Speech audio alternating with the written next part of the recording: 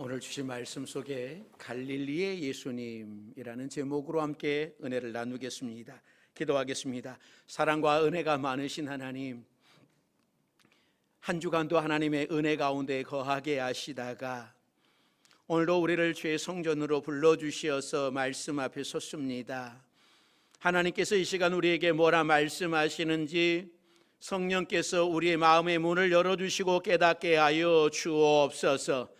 주님의 세미한 음성을 듣고 말씀 앞에 결단할 수 있는 우리 모두가 되게 하여 주옵소서.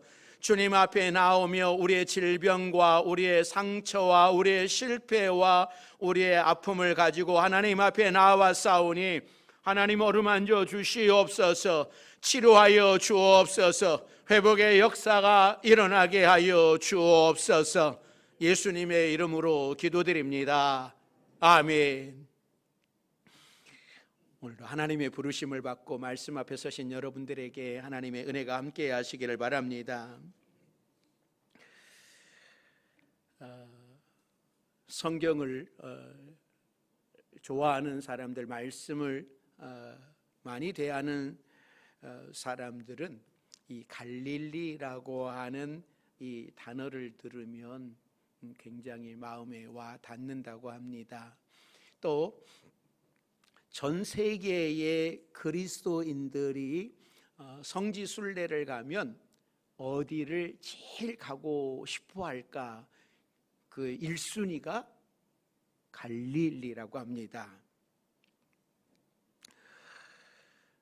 그 갈릴리에 가서 예수님이 사역하셨던 그 사역 속에 주님의 음성을 또 들어보고 싶고, 또 갈릴리 호수에서 물고기를 잡던 제자들의 모습도 보고 싶고, 그곳이 어떠한 곳이었는지 많은 그리스도인들이 보고 싶어하는 장소 1순위라고 합니다. 지금도 갈릴리 바다에 가면 베드로 물고기가 잡힌다고 그럽니다. 또 식당에서는 베드로 고기가 제일 인기 있는 메뉴라고 그럽니다. 그런데 그 맛은 그렇게 뛰어나지 않다고 그래요. 그러니까 우리나라 사람들은 이렇게 생선을 먹어도 그 매운탕을 이렇게 고춧가루를 넣고 매운탕을 먹으면서 얼큰한 매운탕을 먹으면서 시원하다 시원하다고 그러는데, 이 식당에 가면 이런 매운탕을 끓여주는 것이 아니라 이 생선을 기름에 튀겨서 그 다음에 소금과 레몬즙을 뿌려서 먹기 때문에 한국 사람들이 기대하던 그러한 맛은 환상적인 맛을 기대하지만 그런 맛이 나타나지 않기 때문에 실망을 한다고 그래요. 저도 우리 성도들과 함께 갈릴리 바다에 가서 베드로가 잡았던 그 물고기도 한번 먹어보고 싶고, 또 예수님이 거니셨던 바닷가도 한번 거닐어 보고 싶고, 또 성경 속 무대에서 한번 함께 말씀을 묵상해 보고 싶은 그런 마음이 간절합니다. 우리 교회가 워낙 젊은 교회이다 보니까는, 애들이 있다 보니까는 성도들이 성지순례 가자고 그러면 신청하는 사람이 없었었는데, 이제 애들이 제법 많이 커서 성인이 돼서 이제 신청하면 좀 시간 내서 갈 수 있지 않을까, 그런 생각이 듭니다. 오늘 본문에서 드디어 예수님께서 공생의 사역을 시작을 하십니다.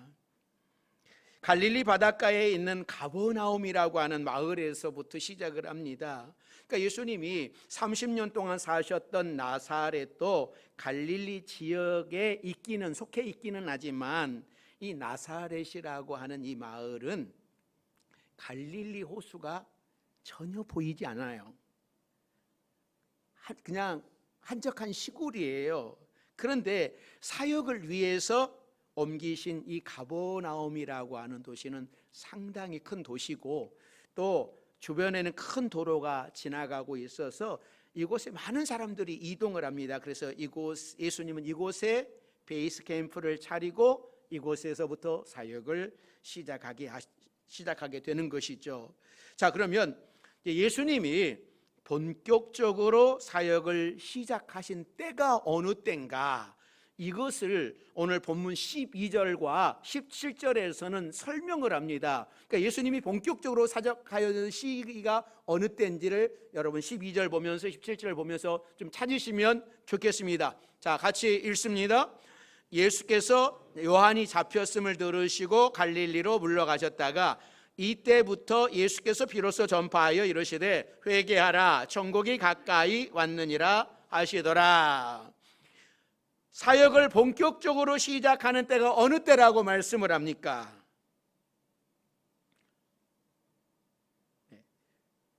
왕이 이제 행차를 하게 되면 그 앞에 먼저 가서 나팔을 불면서 이제 왕이 곧 지나간다, 왕이 지나간다라고 하는 그 행차 소식을 알리는 전령이 있지 않습니까? 그러니까 이 전령의 나팔 소리를 듣고 사람들은 왕이 지나간다, 왕이 지나간다 해서 준비를 하는 거예요. 그러니까 전령이 요란하게 나팔을 불고 나서 드디어 왕이 행차하고 그곳에 도착을 했습니다. 자, 그런데 왕이 도착을 했는데도 계속해서 그 나팔수가 거기다 나팔을 불고 있다면 어떤 일이 일어나겠습니까? 곤란하지요. 그러니까 전령의 역할은 왕이 행차하기 전까지예요. 왕이 오기 전까지예요. 왕이 도착한 이후에는 전령의 역할과 존재가 더 이상 드러나서는 안 되는 것입니다. 세례 요한이 바로 이런 전령과 같은 거예요.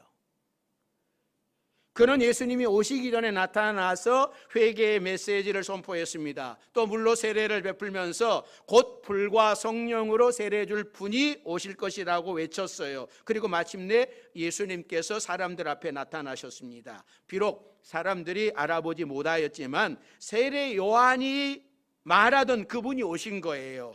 이제 그분의 시대가 시작된 거예요.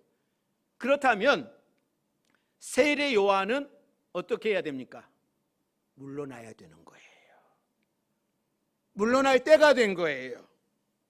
예수님은 이때를 아셨어요. 예수님께서는 요한이 그의 역할을 모두 수행하기까지 기다렸습니다. 요한이 옥에 갇히는 때에 맞추어서 예수님께서 본격적으로 움직이기 시작을 하는 겁니다.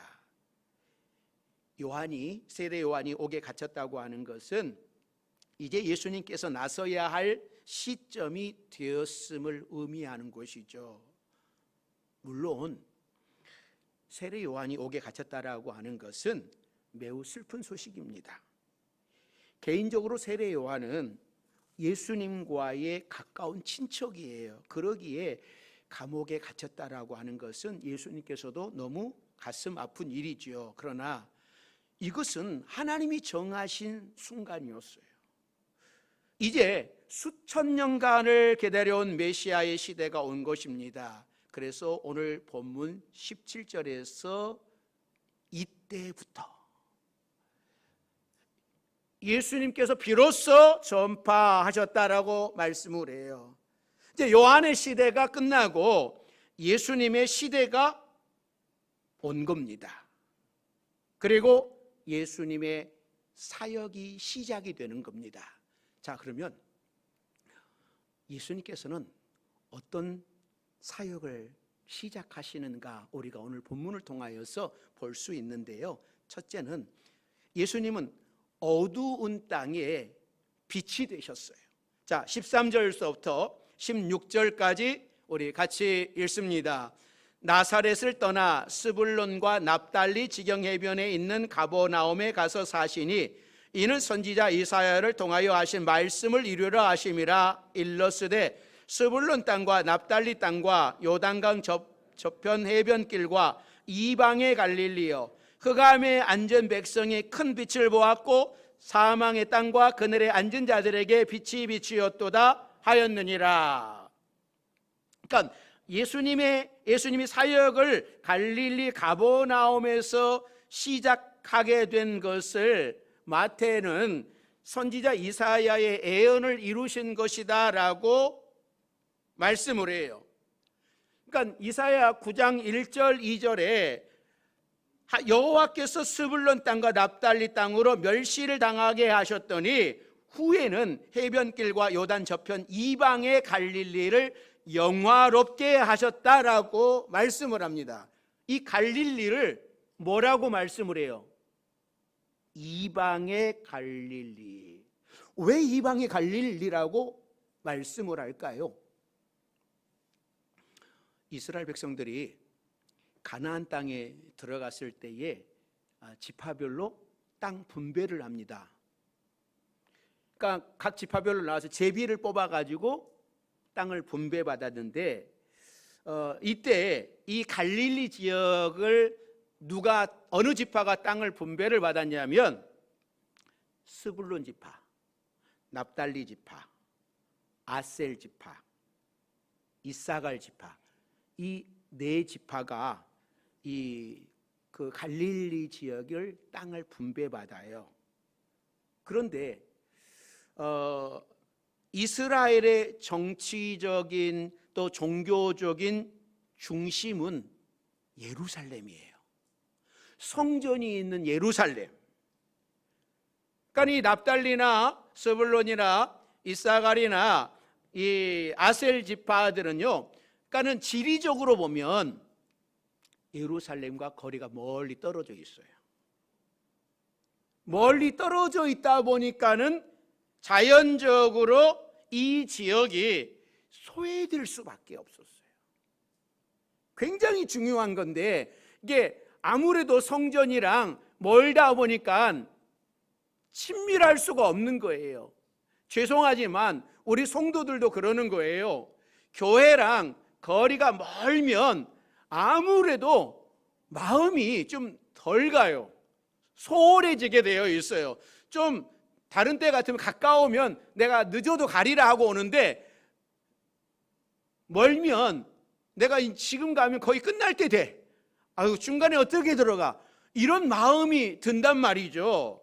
그래서 아무래도 멀면 마음이 떨어지게 되어 있어요. 소외될 수밖에 없어요. 거기에다가 어떤 현상이 일어났냐면 이 팔레스타인, 이 지역이, 갈릴리 지역이 아수르나 바벨론이나 페르시아나 이 마케도니아나 로마에 의해서 정복이 돼요.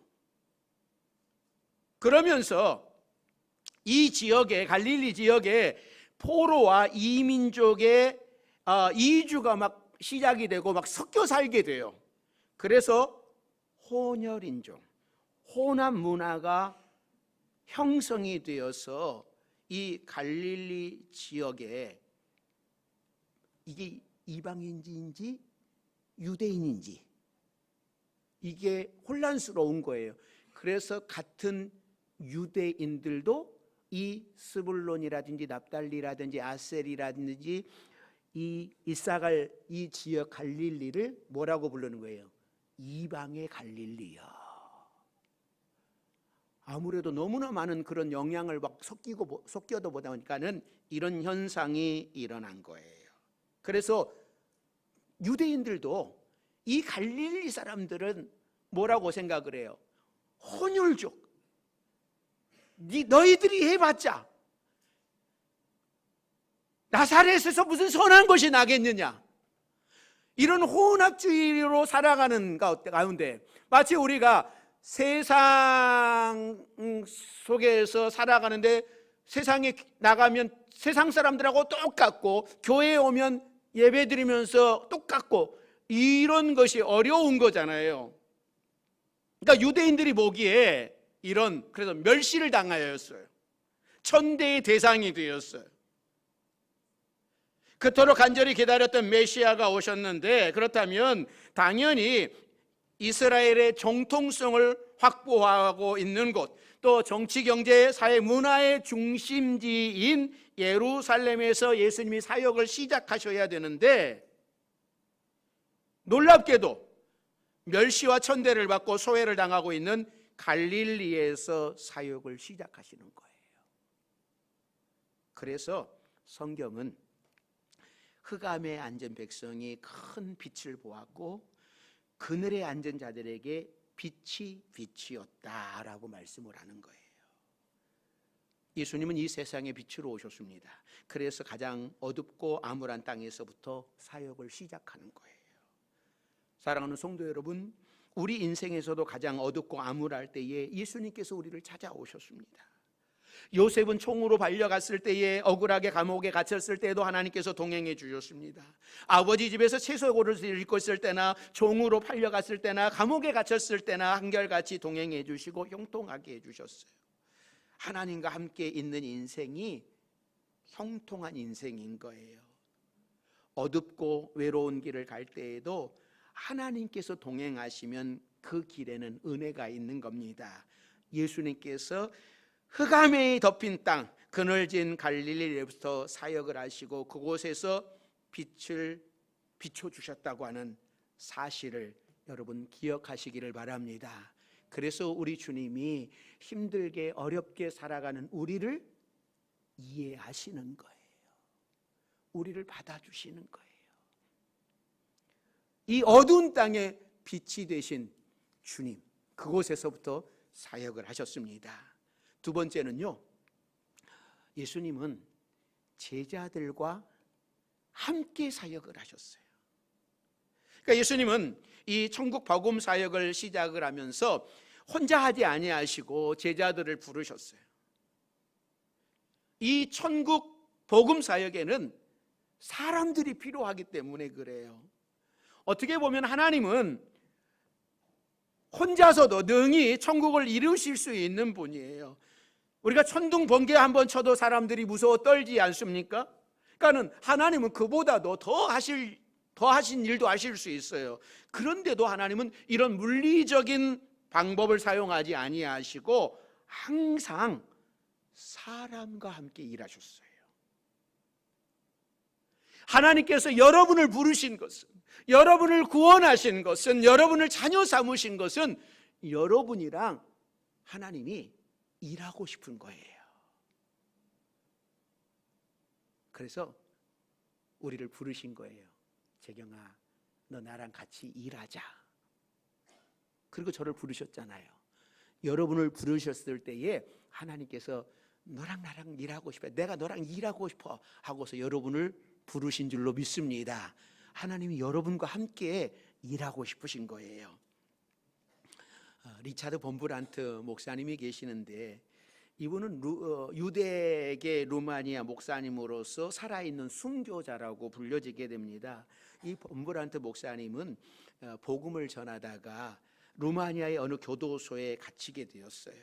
그런데 같은 감방으로 어느 날 예수님을 믿는다라고 하는 제목으로 새로운 죄수 한 명이 들어왔습니다. 그런데 가만히 살펴보니까 이 사람이 누구였냐면, 이 본브란트 목사님을 복음 전한다고, 예수 믿는다고 잡아다가 감옥에 쳐넣은 비밀경찰 대령이었어요. 이 갇힌 곳은 예수 믿는 것 때문에 다 갇혔는데, 이 비밀경찰이 예수 믿는 사람들을 잡아다 가두었던 이 사람이 이곳 감옥에 들어왔으니 모든 사람들이 이게 뭐지? 왜 저 사람이 들어왔을까? 다들 궁금해 하는데 어느 누가 물어볼 수 없었어요. 그런데 어느 한 사람이,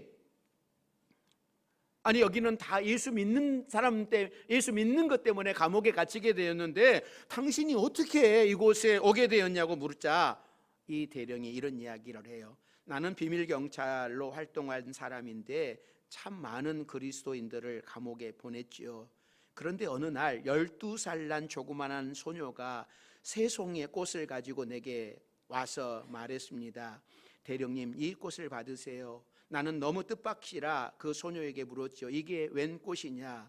그러자 그 소녀는 이렇게 대답을 했답니다. 저는 어머니 생일 때마다 어머니께 꽃을 드렸어요. 저의 유일한 선물이었습니다. 그런데 대령님이 우리 어머니를 데려가셨잖아요. 그래서 이제는 어머니께 선물을 드릴 수가 없어서 꽃을 대령님께 가지고 왔습니다. 우리 어머니에게 전해주세요. 이 말을 듣는 순간에 이 대령의 마음이 뜨거워지기 시작했어요. 내가 잘못을 많이 했구나. 결국 깨닫게 되었고, 그래서 그는 그 자리에서 회개하고 예수를 믿게 되었답니다. 그래서 결국은 이 사람도 예수 믿은 것 때문에 체포가 되어서 이 감옥에 오게 되었다라고 이야기를 합니다. 여러분, 간악한 죄인이라도 그를 회개시키는 데에는 세송이 꽃으로도 충분했어요. 물론 그 배후에는 성령의 역사가 있었기 때문입니다. 그러나 성령의 역사는 이 세송이의 꽃을 전달한 어린 소녀의 따뜻한 마음을 통하여서 역사했습니다. 이렇게 하나님께서는 혼자서 일하지 아니하시고 어린 소녀를 통하여서 하나님의 일을 이루셨어요. 예수님은 사역을 시작하면서 혼자 하신 것이 아니라 제자들을 부르셨어요. 제일 먼저 베드로와 안드레, 야고보와 요한을 부르셨어요. 자, 19절 20절 말씀이죠. 자, 같이 읽습니다. 말씀하시되 나를 따라오라. 내가 너희를 사람을 낚는 어부가 되게 하리라 하시니 그들이 곧 그물을 버려두고 예수를 따르니라. 그러니까 예수님께서 제자들에게 나를 따라오라라고 부르셨습니다. 예수 믿는 것은, 그러니까 내가 예수를 믿는다라고 하는 것은 예수님을 따라가는 삶이에요. 예수님의 길을 따라가고 예수님이 가시는 곳에 따라가고 예수님의 생각을 따라가고 예수님의 행동을 따라가는 것이 예수 믿는 삶이에요. 내가 예수 믿는데 예수님의 생각과 아무런 관계가 없고 예수님의 길과 아무런 관계 없고 예수님이 가는 곳에 나 안 가고 싶고 예수님의 생각이 없으면 여러분, 나는 예수 믿는다라고 이야기하는지 모르지만 우리 주님은 너 누구냐? 난 너 모르겠다 라고 이야기할 수밖에 없는 거예요. 4명의 제자들은 예수님의 말씀을 듣고 곧 배와 그물을 버려두고 함께 물고기를 낚던 아버지도 버려두고 예수님을 따랐습니다.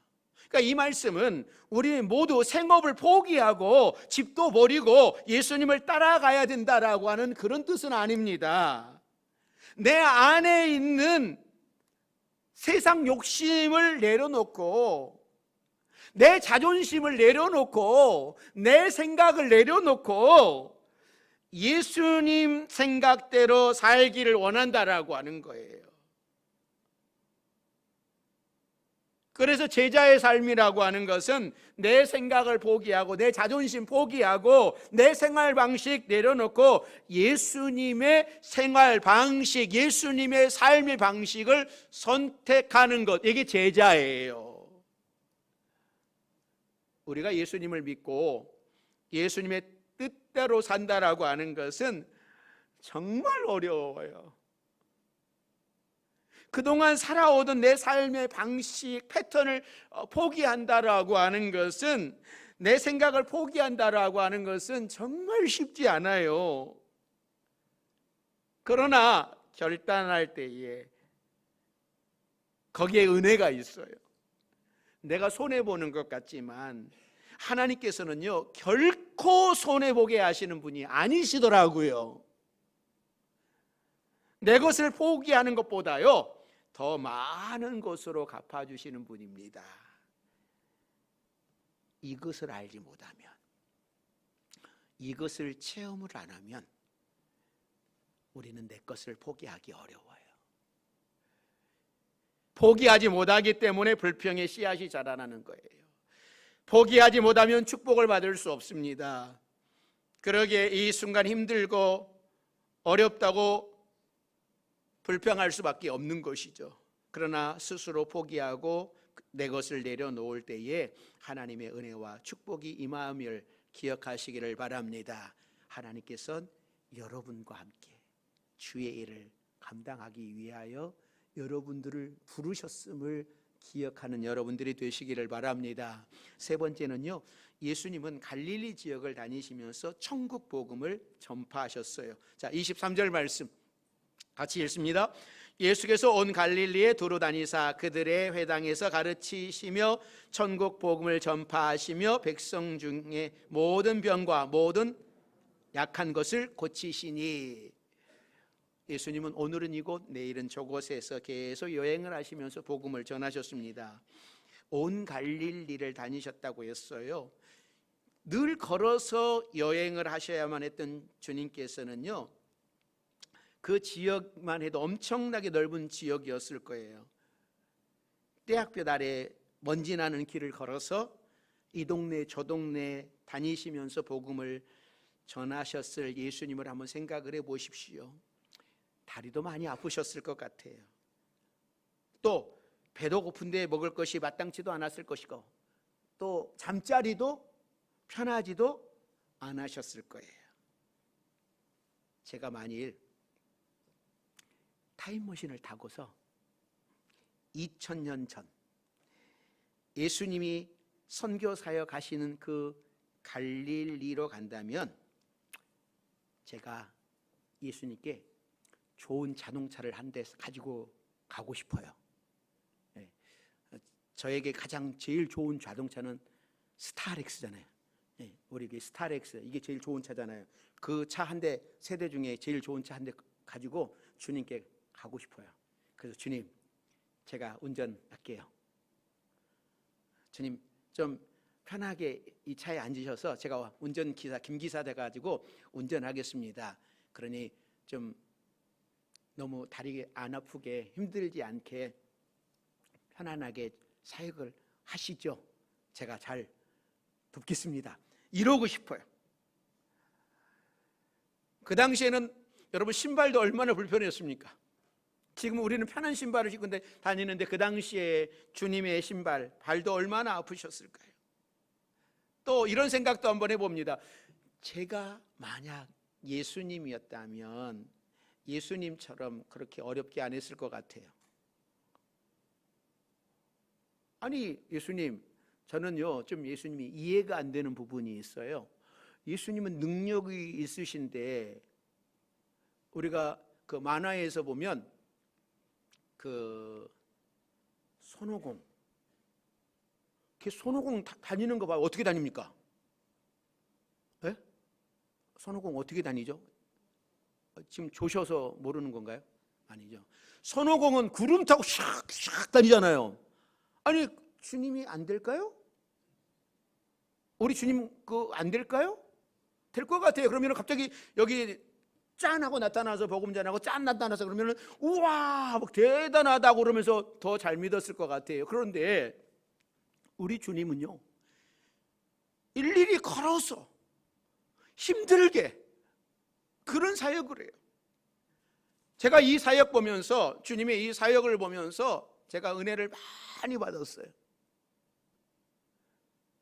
정말 은혜를 많이 받았어요. 이걸 읽으면서 한동안 멍하게 정말 하나님, 주님 정말 감사해요. 주님이 만약에 이렇게 제가 이야기한 것처럼 쉽게 손오공처럼 구름을 타고 막 사역을 하고 그렇게 쉽게 사역을 하셨다면은 제가 이렇게 힘들게 하는 그 사역을 모를 거예요. 그런데 우리 주님이 그런 능력을 가지시면서도 주님은 걸어서 아픔 속에, 배고픔 속에, 힘든 속에, 피곤함 속에 그 사역을 감당하신 것, 그 사역을 감당하셨어요. 왜 그러겠습니까? 그것은 저를 위함이었어요. 여러분을 위함이었어요. 내가 하나님의 일을 하면서 나도 이렇게 어려운 길을 가고 힘들지만 내가 감당했다.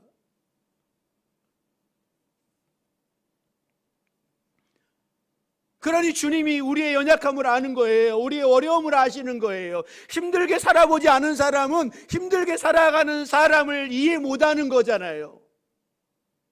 그런데 주님은 그렇게 살아오셨기에 우리를 다 이해하시는 거예요. 우리가 힘들고 아프고 상처받고 이런 모든 것들을 다 알고 계시더라고 하는 것이죠. 그래서 인간적인 모습으로 살아오신 그 사역을 하신 것이 우리에게 위로가 되고 힘이 되는 겁니다. 사랑하는 성도 여러분, 예수님이 공생애를 시작하셨습니다. 30년 동안 나사렛에서 목수로 사시던 삶을 버리시고 이제 하나님의 아들로서 메시아로서의 사역을 시작하셨습니다.